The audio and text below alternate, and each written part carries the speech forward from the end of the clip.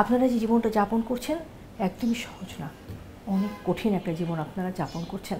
ওদেরকে নিয়ে এই যে আপনাদের এই বিশেষ পথ চলা, এটা তো সহজ না। প্রতি মুহূর্তে অসংখ্য চ্যালেঞ্জ আপনাদেরকে মোকাবেলা করতে হচ্ছে। চ্যালেঞ্জ মোকাবেলা করতে হবে, সমাজেও কিন্তু অবমূল্যায়ন করে।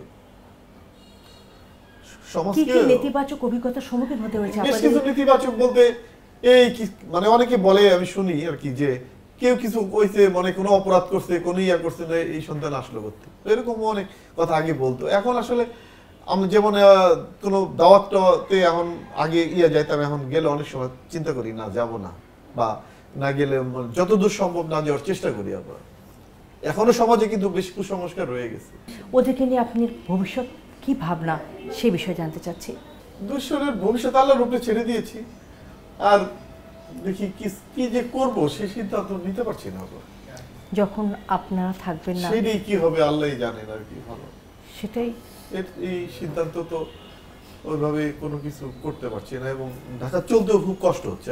অর্থনৈতিক সংকটেও আছি, খুব কষ্ট হচ্ছে।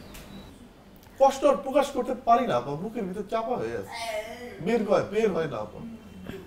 যে আমার তো একটা বংশধর, আমার আত্মীয় স্বজন যারা আছে এরা কিন্তু সবাই স্টাবলিশ, আর সবাই ভালো অবস্থান আছে, বা যেভাবে আছে আজকে। কিন্তু আমার ছেলের, আমার পরবর্তী প্রজন্ম কি হবে?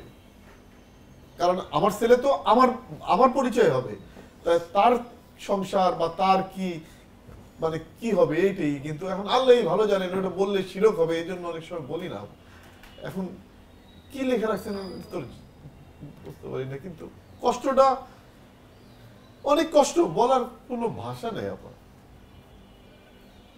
যখন অবসর মিলে সামিয়া আর শানের বাবা মা যখন আলাপ করেন ছেলেদেরকে নিয়ে, কি বিষয়টা নিয়ে আলাপ করেন, কোন বিষয়টা বারবার আসে? আসলে আপা ওই বুঝি তো আমি, ওরও তো কষ্ট না, মার কষ্ট তো বাবার চেয়ে বেশি। এই জন্য আমি এই বিষয় নিয়ে শেয়ার করি না বাবা, কারণ আরো ওর ভিতরে যে আপনি আমাকে বলছেন, আমি তো কন্ট্রোল করতে পারতেছি না আপা।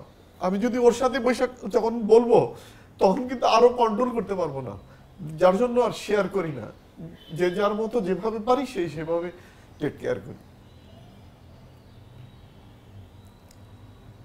আমি যখন একা অনেক সময় খুব বুকে অনেক চাপ খায়, এজন্য অনেক সময় আমি শেয়ার করি না, বা এগুলি নিয়ে পরামর্শ করি না।